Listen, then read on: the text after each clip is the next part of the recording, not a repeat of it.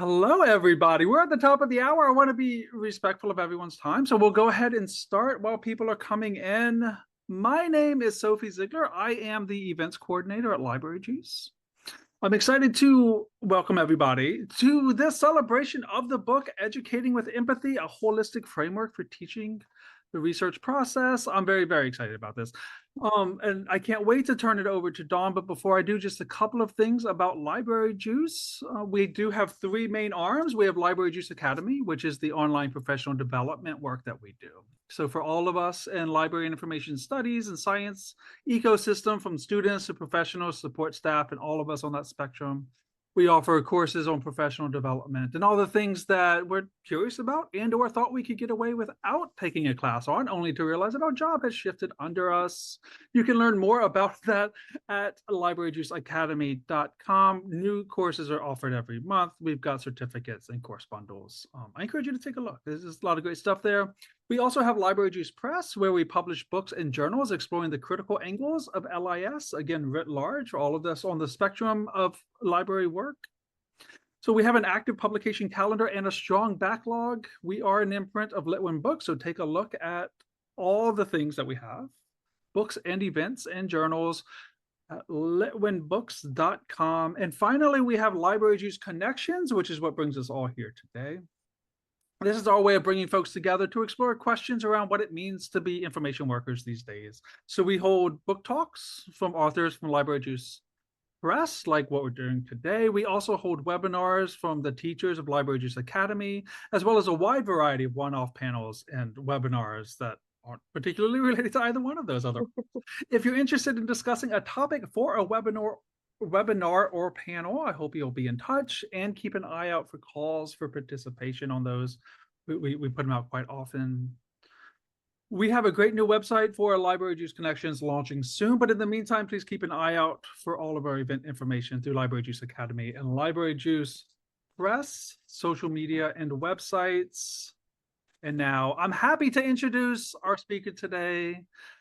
Dawn is an artist, educator, and poet. She is a research and instruction librarian for the sciences and health sciences, excuse me. And is and zine librarian at Salem State University in Salem, Massachusetts. She has a BA in creative writing and an MLS. She is the creator of the ACT UP evaluation method, which considers the role of privilege and what that plays in publishing and access to information. She is heavily involved in using zines, which I personally love very much, in the classroom to strengthen student scholarship and research skills, while making space for students to engage with critical creativity and open pedagogy. Outside of academia, Dawn publishes her own zines and leads creative workshops such as zine making, oracle card making, and smash booking. Dawn, I'm so happy to now turn it over to you. Thank you so much. Before I start, I just want to say I can't say enough good things about the courses at Library Juice. I've taken some, and I have had the pleasure of teaching through Library Juice for, oh my God, several years now. So I encourage folks to check out their catalog. There's a lot of good stuff.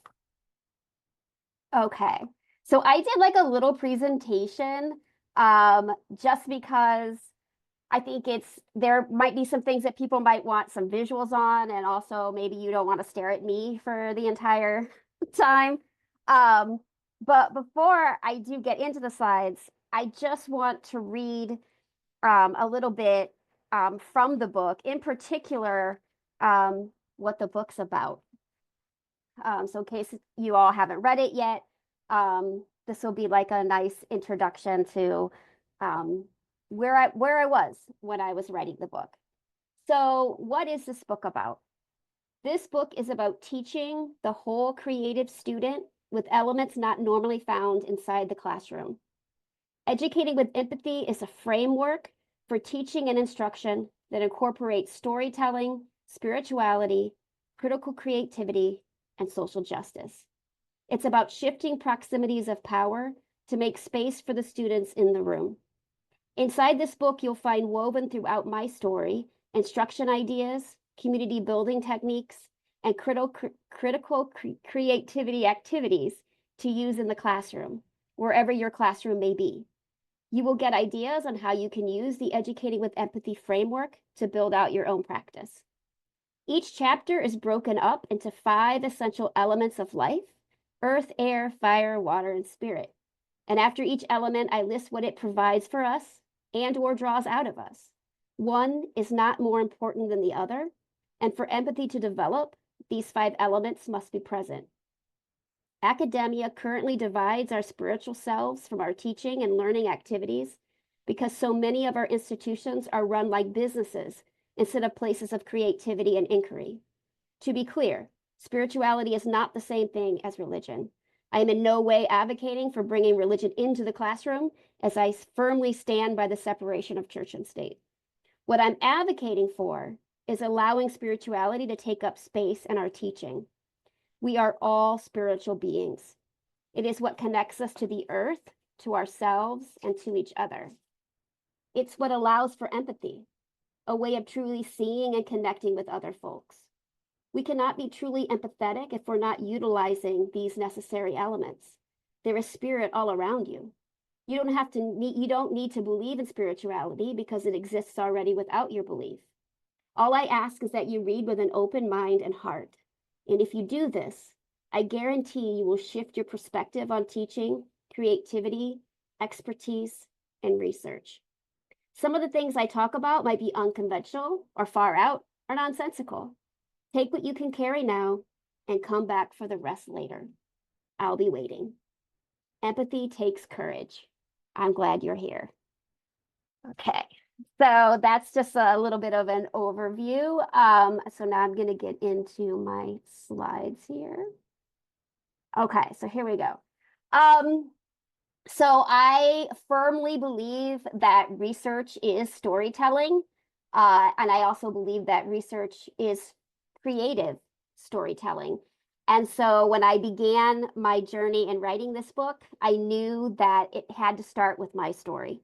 One of the things that I find lacking in scholarship, especially when we're talking about academic journal articles that we all are teaching our students how to find and evaluate, is that we don't really know who these authors are. And why they chose to research what they did and why they chose to write that particular article at that particular moment in time. And for me, I think it's really important to know, to establish a connection, knowing what that story is, what draws people to do the work that they do. So I started this book way back in 2020. While, of course, so many of us were at home during lockdown. And I was very fortunate in a lot of ways to be able to be home and work and also think more mindfully about these things that I had swirling around my brain. And I still have swirling around my brain now. But some things that I was thinking about at the time were that we were all creative beings. I firmly believe that we are all inherently creative. We are more like our students than we like to admit. And I say this and also laugh because I too am a lot like the students that I teach. I also take classes. And I also, when going through the syllabus, will be counting pages to see how many pages I'm expected to read in a week, right? So we all have limited amount of time and space and energy. I hate the term information literacy. And we all have expertise, even our students. So back in 2020, I have a really good friend, why she's still my friend now, was teaching a course called Book in 90. So she's a writing coach out in Olympia, Washington. And I decided, since I wasn't really going anywhere for professional development, no one was, that I would take on this challenge of writing a book in 90 days. And literally what started out is just me compiling all of my notes from teaching in different settings, from academia, from teaching through Library Juice Academy, from adjuncting, the things that I'd noticed, the activities that I had done that I saw make a difference in the classroom and student lives. And I thought, well, maybe that's what I should be writing about. Maybe I should be compiling all this into something while also paying close attention to transparency. So one of the things that I talk a lot about with students is writing is messy, research is messy. We don't get to see that mess because by the time it gets in front of us, it's been cleaned up. And I think sometimes that stands in the way of students wanting to engage in research or writing or whatever it might be, because they see the finished product and they think, I can't do that. And so I wanted, in the process of writing the book, also being very upfront about that this is hard, right? That I don't know how this is going to come about, what's going to happen, but we're going to try it, to sort of dispel that myth that research is one and done, because it's not. So one of the other things that I was thinking a lot about, and I still do, is evaluating sources. So this played a really big part in me formulating the book, was thinking about all the ways that this little acronym has taken off, and I am very, very honored that it has. So back in 2017, I was really thinking about how I wanted to move away from the CRAP method.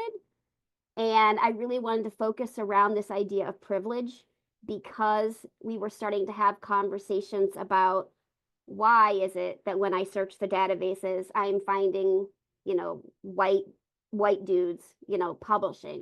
What's going on with that? And then also privilege in access to information, right? Our students get access to all of these databases while they pay tuition dollars, but that access goes away once they graduate.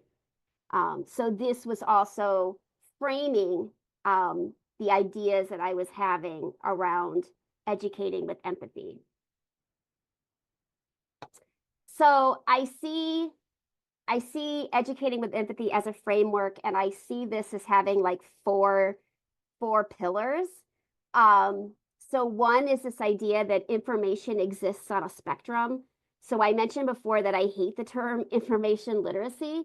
For me, and this is just me speaking personally, I feel that first off, no one knows what that term means outside of librarianship. So when I'm talking with faculty members and students, it's usually they have no idea. And I think that term information literacy, the literacy part for a lot of people is very off-putting, because it puts them in this position where they think I'm calling them illiterate in some way, and I'm not. So what I decided that because most of us understand this idea of a spectrum, that information exists on a spectrum, and that sources can have value, and they move in range of value depending on what we are writing and what we need our information and sources to do for us. So I always say even fake news has value depending on what you're writing. So if I was writing a research paper on, I don't know, the impact that fake news had on the 2016 election, then all of my resources where I'm looking into fake news now has all this value. So it's also taking into account that we are all experts at things and novices at other times, and sometimes that happens simultaneously. So it also exists on a spectrum. And one of the activities that I would have students do is when they're doing a research paper is to plot out their spectrum of information, right? So where are you placing the most value? What are you supposed to be looking for? The other piece is spirituality. So that's that notion that in order for me to teach well, I have to teach holistically. I can't leave who I am at the door when I come into the classroom. Unfortunately, all of my biases come in with me. I always tell students you're getting the most updated version of me. But all of those other versions come with me. And so being able to make space for that in the classroom. Social justice. So I am a firm believer that fact checking and evaluating sources is a form of activism. I also think being able to use information ethically, to make research that makes a difference for our communities, that is social justice work. And critical creativity. So a lot of the things that I do in the classroom, I think fall under this critical creativity, which is allowing students to do something other than write a research paper. So what are ways that we can engage students in the recess process, but also have the finished product be something that is more accessible outside of the classroom and not just an assignment that they're going to throw away. Here we go. Okay. So I mentioned when I read that little blurb that there were these elements. And so the book chapters are kind of broken up under these elements and also what I think they bring to the conversation. So spirit's about connection. And so when you read that chapter, you're hearing my story and sort of how I came to be who I am, how I came to care about this topic. And then also what I call lineage and roots, which is I am standing on the shoulders of some amazing people who have given me advice or encouragement, whatever, and even folks that I sadly might not even remember that exchange, but it has been imprinted on me, and that I could not do the work that I'm doing now without having have interacted with them. The Earth chapter is about foundations. So this is getting into what do I mean by information spectrums, the ACT UP method. So how we're going to evaluate information, what kinds of activities can we do in the classroom that allows for that space to evaluate. I know for me as a librarian, I personally think that evaluating information should be top priority. And that is probably the least amount of time I spend in an instruction session. So for my librarians in the Zoom, y'all know we do a lot of what we call one-shot instructions, which is we go in, we usually get 20 minutes to maybe 75 minutes, depending on the instructor. And usually we're tasked with teaching the students all the things. So that's databases and library resources and what's the research process look like and what about citations.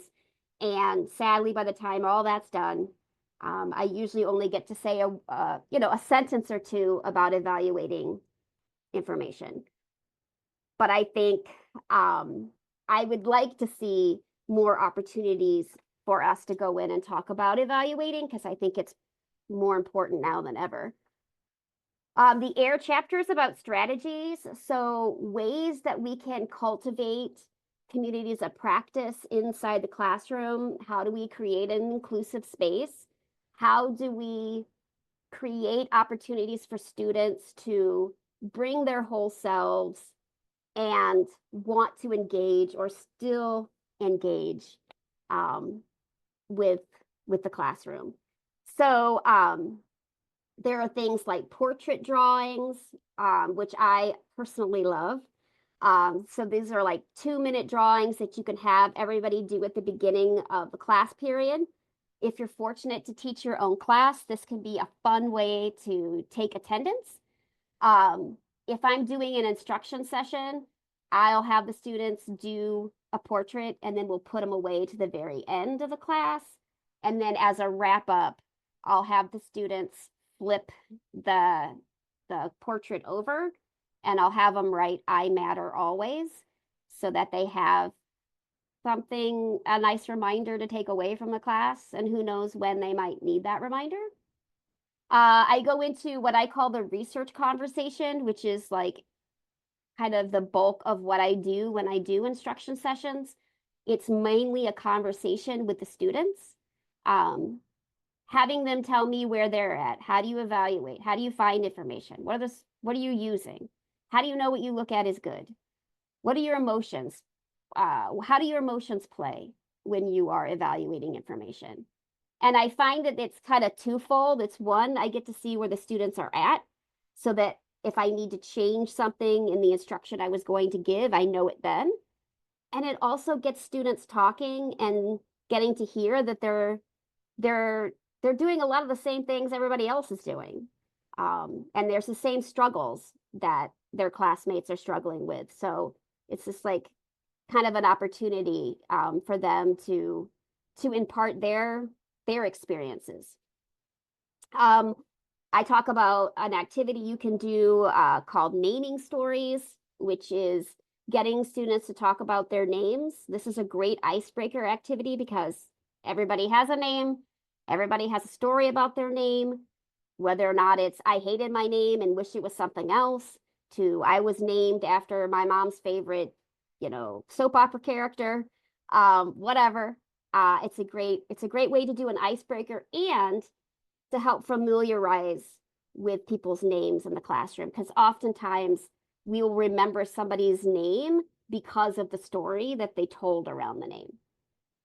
And then another activity, which is I find a great way to do like a flipped classroom instruction, which is doing something called Who I Am and What Do I Bring? And that's really about asking students to talk about their identities and how they intersect. The water chapter is spirituality. So it's different examples of classroom agreements and teaching and learning empathy statements. I actually use the teaching and learning empathy statements in the courses that I teach through Library Juice here. So there are some examples on how you can do that. And then the fire chapter, if I was going to have a favorite chapter, which I guess I'm not supposed to, but if I was going to have one, it would be this one, which is creation. So these are all the different examples of things that I've tried in the classroom that I have seen make a difference. So I go into what is critical creativity? What do I mean by that? And then all kinds of different activities you can get or that you can do to get students to really engage in their research. So things like non-dominant handwriting. This I think is really fun when you have students write out what their research topic is, because I can tell you if you try writing right now with your non-dominant hand, it is slow. It is a very slow process. And what starts to happen is you start dropping out words that you don't actually need because you don't want to have to spend all this time writing with your non-dominant hand. And it's a great way for students to sort of trim out all the filler words they may be using in their thesis statements. Infographic, annotated bibliographies, which I've shortened to infographic annabibs, is a great and a fun way to do annotations, but also bring in that creative element of creating infographics. And then mini zines is just another one that I wanted to highlight. I think this is another great way to have students talk about their research in a way that is more accessible. So if you're a librarian and you're working with a lot of the sciences, which I do, it's filled with a lot of scientific jargon. And so it could be a really cool activity when the students are done with their research papers to say, great, now can you make a really short mini zine about what your research was about so that if you were out in public right now and asked to hand it out, that you could do that and the person who received it would be able to kind of get a sense of what you've just spent the whole semester doing. Which is great when we think about some of the students and the topics that are around social justice issues. Yeah, you can talk a lot about climate change or coral reef bleaching, but the average person walking the street is not going to understand all those technical terms. So having this little creative translation could be really fun. And these are just two examples of some of the things that I created for the book. So the left is like me trying out this what I wanted this activity to do. And then the one on the right is one of the worksheets that I created. So for the book, I was really adamant that the activities that I create in the book, any of the images that I've done in the book, I wanted those to be freely accessible to folks. So they actually live in a Google Drive. And so there's a link on my website to get access to the stuff. So if there's things that people want to try and you want to use and you want to adapt it and do whatever you're going to do with it, that's perfectly okay. I just wanted to share what two of these look like. I think that's like the end. I'm just going to move this out of my way. Okay, I'm going to stop the sharing if I can. If it lets me. Okay, I think I did. Okay. All right. Let's see, what else can I tell you? Just like making sure I went through all of my notes.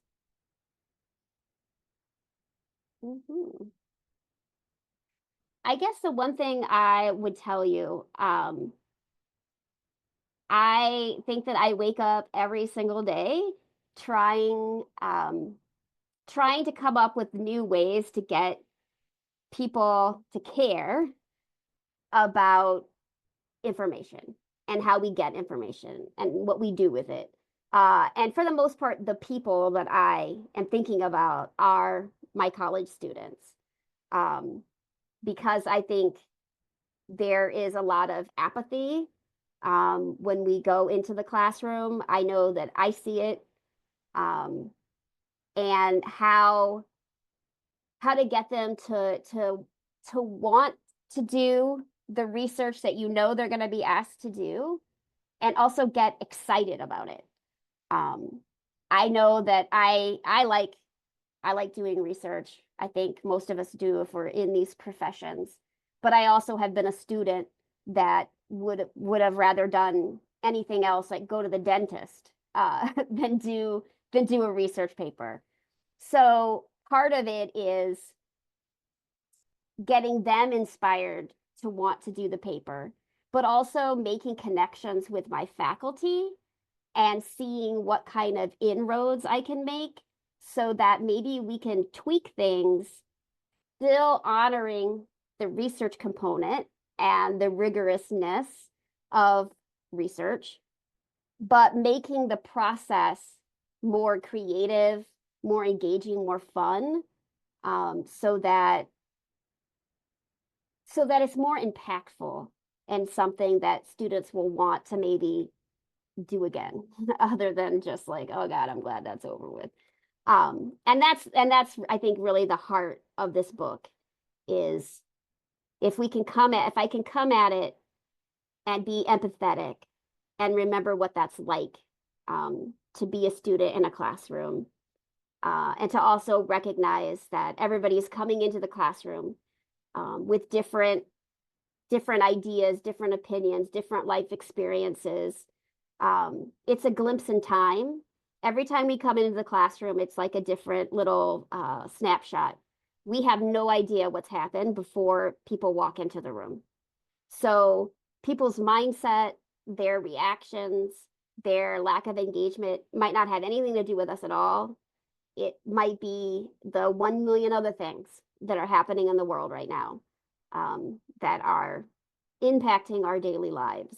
And so trying to hold that while also doing the job, right, that I was asked to do, which is come in and talk about whatever it is that I've been asked to talk about and make it meaningful. I think, yeah, is what I've tried to accomplish. Okay. Do folks have questions? Or we want to talk or chat, or I I get that this is like a book talk, but I've been talking a lot. Um, and I'm happy to talk about anything.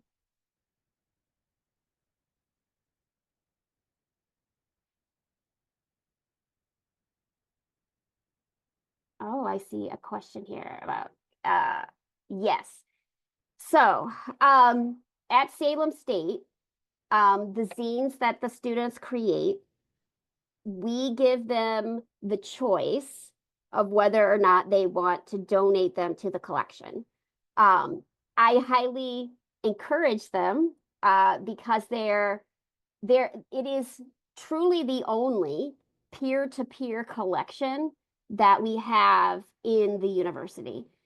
So it's students talking to students, and that is just so awesome. Um, but there's no obligation that they have to.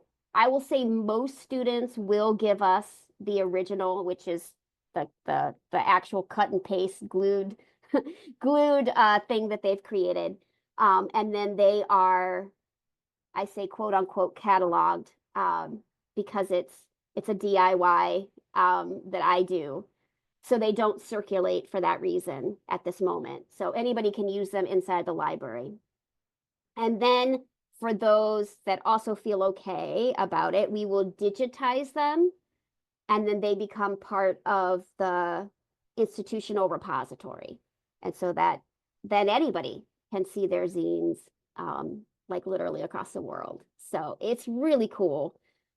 The collection started in 2019, and I think now, at last count, there's like 500 and something zines that have been created by students, which is just astounding. Um, and not in subject areas that you would think. So at my previous institutions, all the zines that I created were usually in the social sciences. So it's usually like sociology, or they were a lot in communications or art and design, which I think when we think about it makes sense. When I came to Salem State, I don't know, this is just such a magical little place. My first faculty member that was interested in making zines was a biology professor. And I was just like blown away. Um, and also, I'd never worked making zines with a biology professor before. So I had no idea what this was going to look like. But it ended up being an amazing experience. Um, and in fact, she still teaches that class, and we do this semester she's doing something else, but every semester we've done it since fall of 2019. Oh, yeah. Yeah, reconciling. Okay, so this is a great question. How can faculty reconcile the seemingly opposing views of your creativity focused research approach? Yes. So here's the thing. There will be some disciplines there or some classes where this might not fit for whatever reason. Like, I do know that there are some classes where the finished product has to be a certain thing. And I think you can still insert some creative elements with it, even if the final product is not going to be a zine or, I don't know, a podcast or whatever. I think using the mini zine is a great example of, so you have the student, they're doing their peer-reviewed research. Maybe it's like you have to do your APA citations, like it has to be spot on, every italics counts. Um, but maybe the mini zine is what you could use as a reflection piece. So, hey, you just did this big research project, and now let's take an opportunity to like think about all you've done during the semester. And instead of just typing out a document, maybe we try doing a mini zine where you talk about the process and what you learned, or what you wish you'd done differently if you had to do it all over again. Um, So I see these things as like not necessarily a substitute, but more of like a partnership. Um, because I also, I also love me some scholarly articles, and they absolutely have value. Um, but I also think students and what they've experienced have value too. Um, and just making space for that, or allowing them to even just talk about it um, in a piece of writing. It's a great question.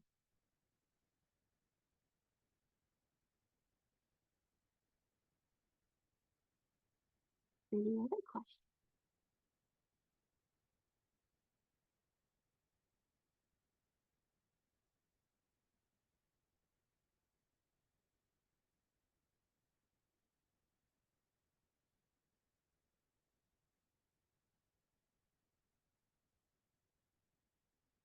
How to come up with something.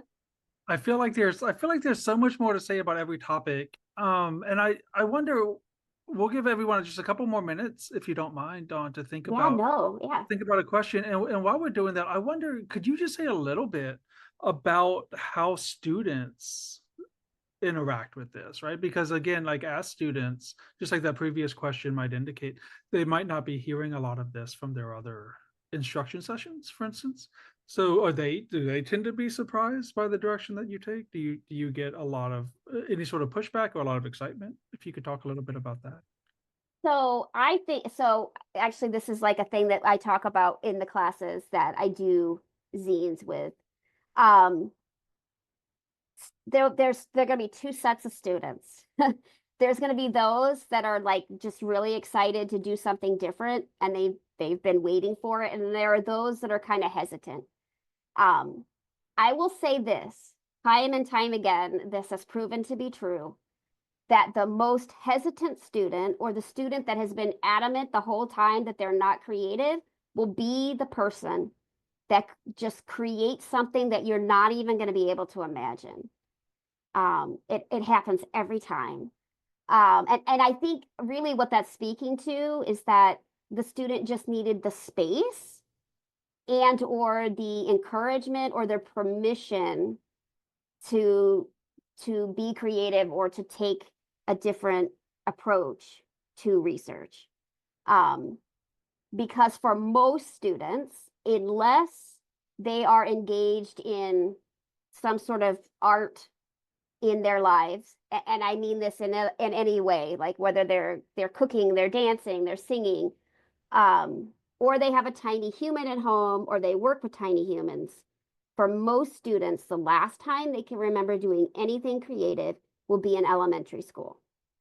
So I've never had anybody come up to me afterwards and say, this was the worst thing I've ever done, and I hated every minute of it. Although maybe someone has felt that way and just like didn't want to tell me. But I have had students say, this was really hard, harder than I expected. I'll never make another one, or I'll never do this thing again. But I'm glad that I had the experience to do it because it made me think about whatever. Um, for a lot of students, it's really cool for them to be able to talk about that why. So I talked about that earlier about being really invested in this idea that in order for me to care about what you care about, I need to know why you care about it. And for anybody that's done research, from just a semester long to folks that have spent literally years doing research, you care about this for a reason. And what is that reason? And so, for a lot of the students, being able to talk about their research and why they care about it is really cool because now you get to be a part of a conversation in a way you're not when you write a research paper. You get to say, oh, I wrote about Huntington's disease because my grandfather had it and it was terrible.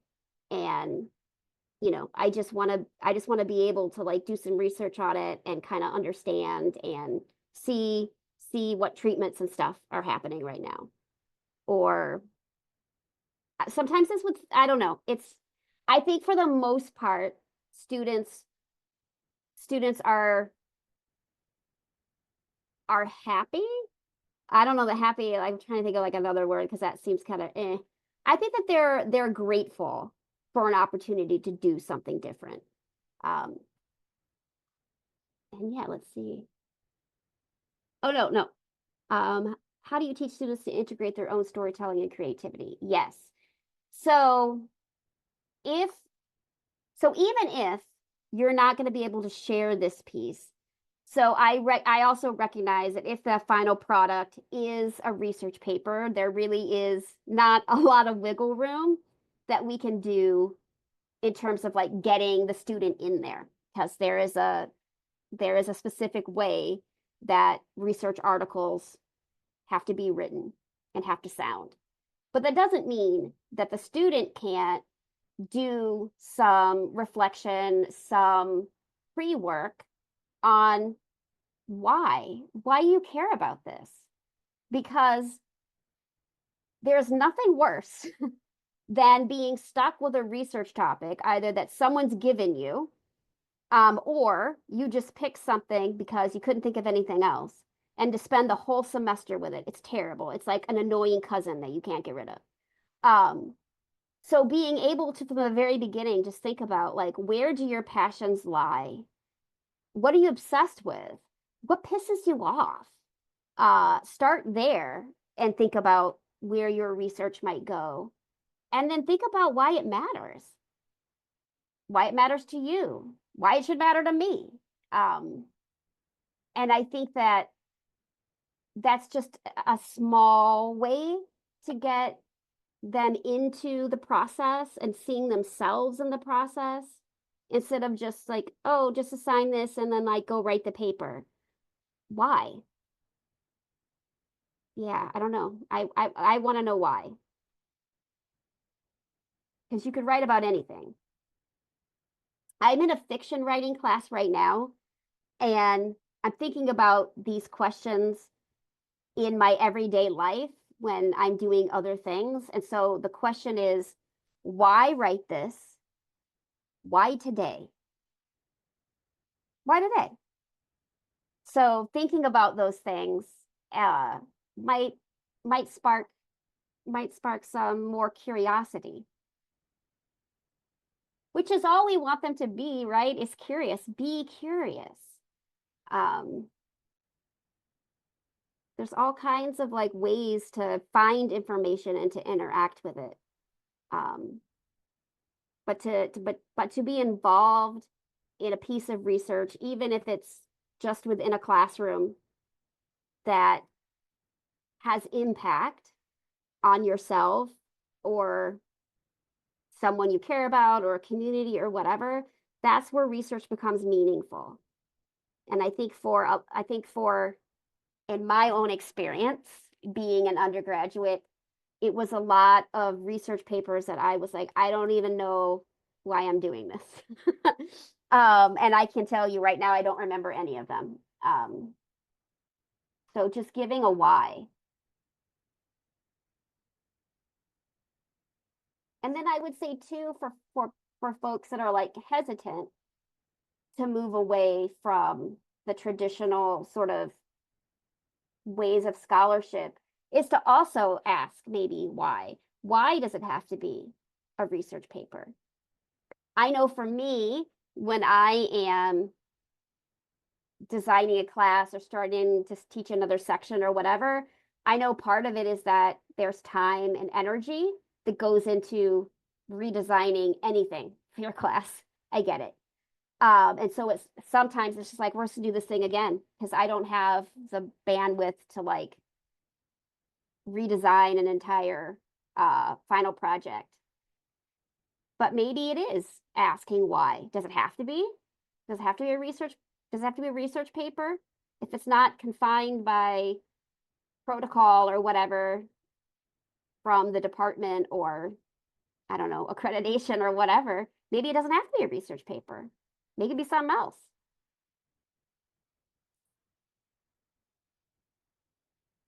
Maybe they do research and then they do an interpretive dance. I don't know. It could be anything.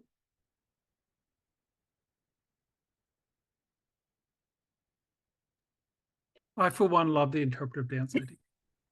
Okay, I say this because I am friends with a faculty member at Salem State who is a dance faculty member.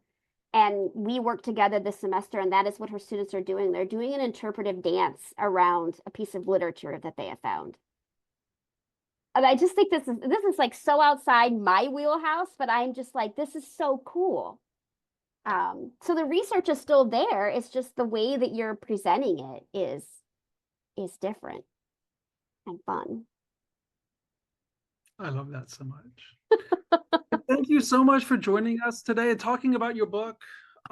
Thank you. For all of our attendees, thank you so much for being here. We will send a note out to you when the recording is available on our YouTube channel. And we'll also have, of course, links to the book and other things. So keep an eye out for that. And thank you all so much. Dawn, thank you again. Thank you, everybody, for spending time.